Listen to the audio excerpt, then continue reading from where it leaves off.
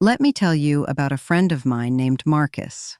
If you saw Marcus 3 years ago, you would have seen a man who had absolutely won at the game of life.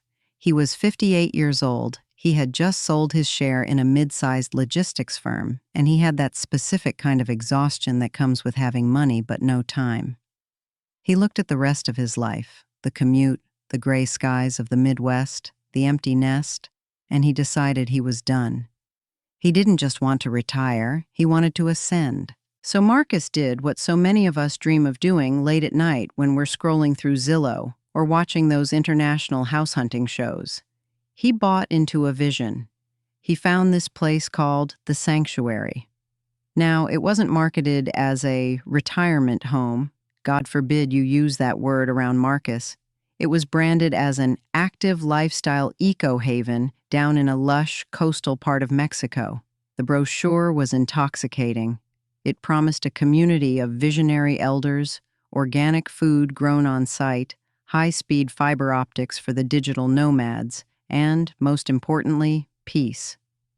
Marcus sat me down at a coffee shop before he left, his eyes gleaming, and showed me the prospectus.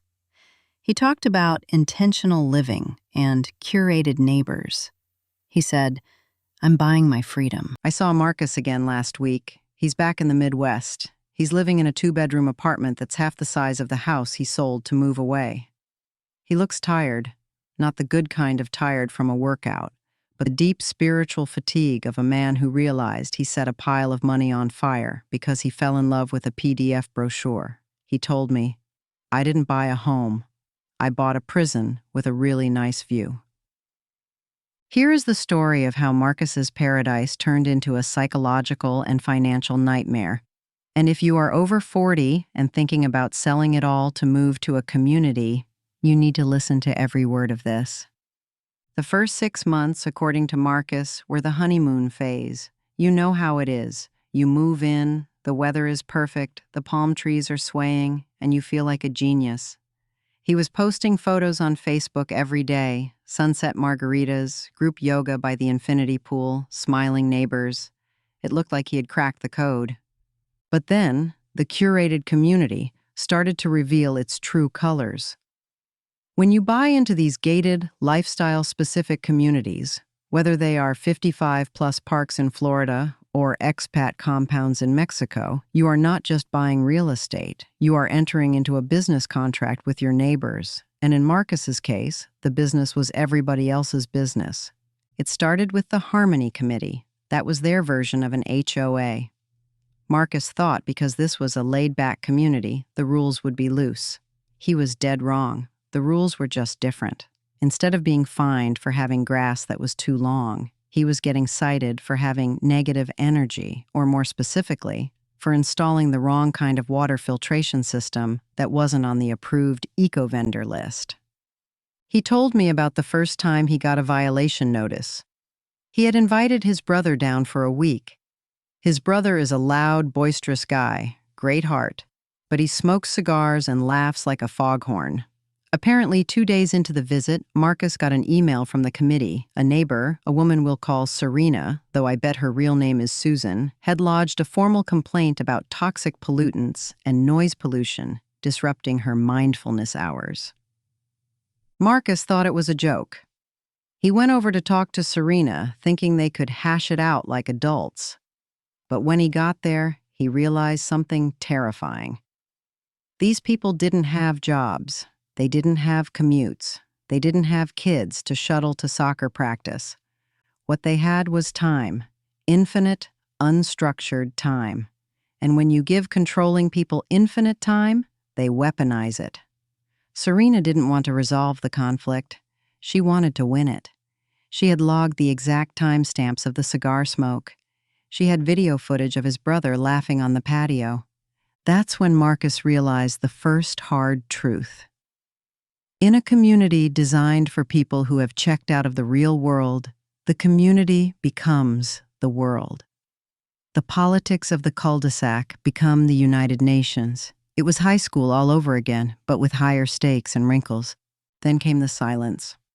Marcus had moved there for peace and quiet, but he hadn't anticipated the difference between solitude and isolation. He told me that about a year in, the novelty of the pool wore off.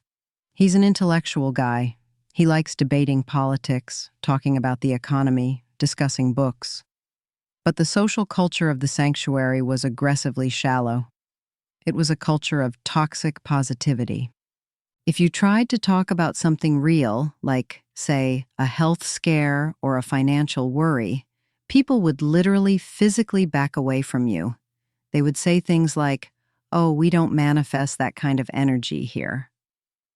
It was a community of people terrified of aging, terrified of negativity, and desperate to prove they were living their best lives. Marcus told me, "I was surrounded by 200 people, and I have never been lonelier in my life." He described it as living in a waiting room. You walk out your front door, and what do you see? You see people shuffling around, trying to fill the hours between breakfast and the sunset. In the regular world, you have friction, traffic, work, diverse age groups, and friction creates heat. It creates life. In the sanctuary, everything was frictionless, and because of that, it felt dead. He used to joke that the ambulance siren was the community theme song, but at the sanctuary, it was quieter. People would just disappear. You'd stop seeing Dave at the juice bar. You'd ask where Dave went, and people would just vaguely say, "Oh, he went back to the States for some treatment," and you'd never see Dave again. It was a conveyor belt of people pretending they weren't getting older until biology forced them to leave. But the emotional toll was nothing compared to the financial ambush that was waiting for him. This is the part that made my stomach turn. When Marcus bought the place, the monthly fees were high but manageable. He had budgeted for them. What he hadn't budgeted for was the special assessment. 2 years in, the developer of the community, a charismatic guy who was long gone, had apparently cut some corners on the infrastructure. The communal water treatment plant needed a total overhaul. The Harmony Committee called an emergency meeting. Marcus went, expecting a discussion about raising the dues by maybe $50. Instead, they handed him a bill. Every homeowner was being assessed $25,000, payable within 60 days, to fix the water system. $25,000. And if you didn't pay, they put a lien on your property and you were barred from using the amenities. Marcus looked around the room. He saw panic in some eyes, but he also saw something else. Denial. A lot of the residents were house poor. They had sunk their retirement nest eggs into these casitas and were living on fixed incomes. $25,000 was a catastrophe. But the inner circle of the community, the Serenas of the world, shamed anyone who complained. They spun it as investing in our legacy. Marcus paid the money. He felt sick doing it, but he paid it because he had to protect his asset. He told himself, "Okay, that's a one-time thing. It's an investment."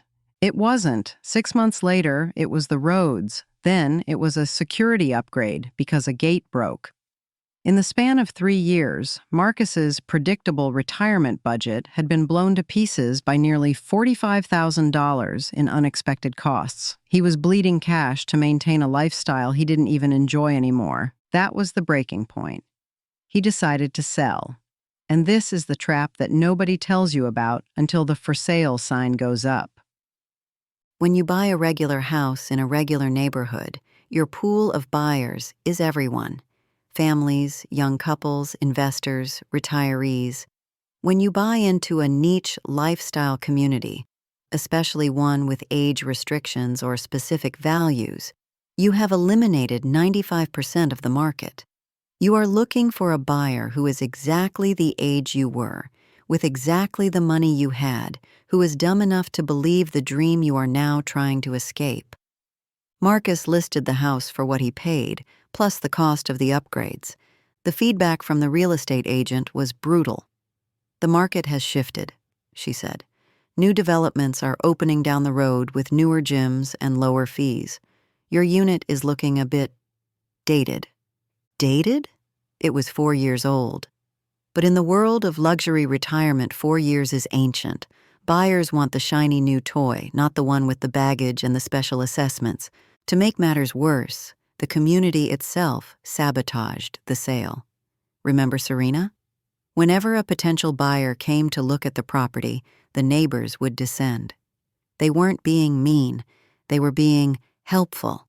They would corner the buyers and gossip. They'd talk about the water treatment issues or the politics of the committee or how that unit gets too much shade in February. They thought they were vetting their future neighbors, but what they were doing was scaring them away. Marcus sat on that property for 14 months. 14 months of paying the HOA fees, the maintenance, the taxes, and the electricity for an empty house because he had already mentally moved out. He finally got an offer. It was insulting. It was $80,000 less than what he had paid for the place, not even counting the $45,000 he had sunk into assessments. Basically, he was looking at a six-figure loss. He told me about the night he signed the paperwork. He was sitting at his teak dining table, looking out at the jungle canopy that he had paid so much for. He had a glass of scotch in his hand. He said he felt like a failure. He had spent his whole life being smart with money, being calculated, being prudent, and he had lost a fortune because he let a fantasy blind him to the reality of the contract. He sold. He took the loss. He packed his bags and flew back to the States. And you know what the crazy part is? He told me the happiest day of his retirement wasn't the day he moved into paradise. It was the day he signed the lease on his generic, boring apartment back home. He walked me through his logic, and it really stuck with me.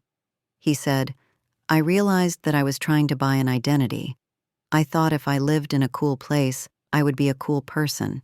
I thought if I lived in a peaceful place, I would be peaceful. But you take yourself with you." Now, Marcus is rebuilding.